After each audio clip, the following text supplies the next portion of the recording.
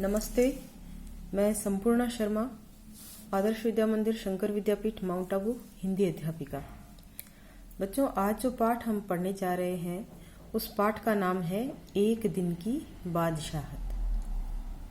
बादशाहत का अर्थ होता है राजपाट। जिस तरह से राजा को अधिकार प्राप्त होते हैं या फिर राजा को जो अधिकार प्राप्त है उनको हम कह सकते हैं बादशाहत, है ना।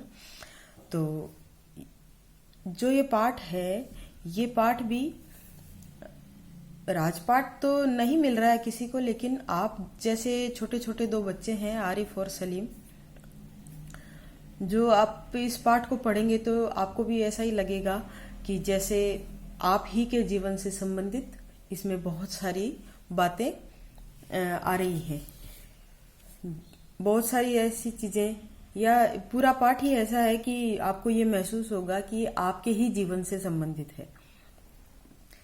जब आप इस पाठ को पढ़ेंगे आपको एक एक चीज महसूस होती जाएगी। तो आज हम पढ़ते हैं एक दिन की बादशाहत और आनंद लेते हैं इस पाठ का। आरिफ, सलीम, चलो फौरन सो जाओ। अम्मी की आवाज ऐन उस वक्त आती थी जब वे दोस्तों के साथ बैठे कव्वाली गा रहे होते थे या फिर सुबह बड़े मजे में आइसक्रीम खाने के सपने देख रहे होते थे कि आप झिंझोड़ कर जगा देती। जल्दी उठो, स्कूल का वक्त हो गया है। बिल्कुल ऐसा ही आपके साथ भी होता है, जैसा आरिफ और सलीम के साथ हो रहा है कि अम्मी उनको जब कव्वाली का आनंद आ रहा होता है तब कहती हैं कि सो जाओ।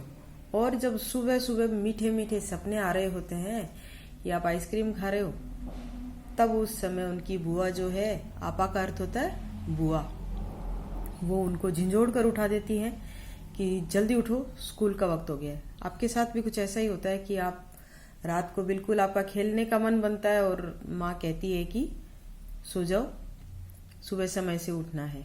और सुबह भी कोई न कोई व्यक्ति आके आपको इसी तरह उठा देता होगा कि आपके विद्यालय का वक्त हो रहा है। तो दोनों की मुसीबत में जान थी, हर वक्त पाबंदी, हर वक्त तकरार, अपनी मर्जी से चूं भी न कर सकते थे। कभी आरिफ के गाने का मूड आता तो भाईजान डांटते, चुप होता है या नहीं, हर वक्त मेंढक की तरह टर्राई जा रहा है। तो उनके लिए तो यही था कि जैसे वो बिल्कुल उनकी जो जान है वो मुसीबत में पड़ी हुई है। हर वक्त उनके ऊपर पाबंदियां लगी रहती है। पाबंदियां मतलब बंधन लगे रहते हैं कि कब क्या करना है, कब क्या नहीं करना है। गाने का भी मन हो तो आरिफ सलीम के साथ यही होता था कि बड़े भाई साहब जो हैं उनको डांट लगा देते थे कि दिन भर मेंढक की तरह टर्राए जाते हो। और उनको लगता है कि हम तो अपनी इच्छा से कुछ भी नहीं कर सकते, चूं भी नहीं कर सकते का अर्थ है कि हम अभी अपनी इच्छा से बोल भी नहीं सकते, खेल भी नहीं सकते, कुछ भी नहीं कर सकते। बाहर जाओ तो अम्मी पूछती बाहर क्यों गए, अंदर रहते तो दादी चिल्लाती हाय मेरा दिमाग फटा जा रहा है शोर के मारे, अरे रजिया जरा इन बच्चों को बाहर हाँक दे।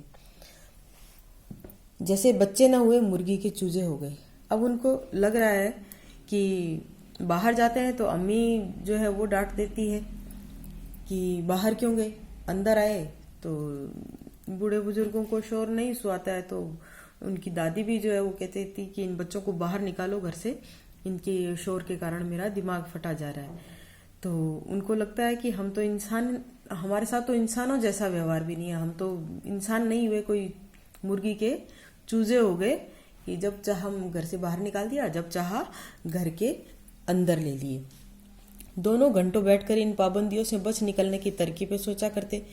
उन दोनों से तो सारे घर को दुश्मनी हो गई थी, लिहाजा दोनों ने मिलकर एक योजना बनाई और अब्बा की खिदमत में एक दरखास्त पेश की कि एक दिन उन्हें बड़ों के सारे अधिकार दे दिए जाएं और सब बड़े छोटे बन जाएं।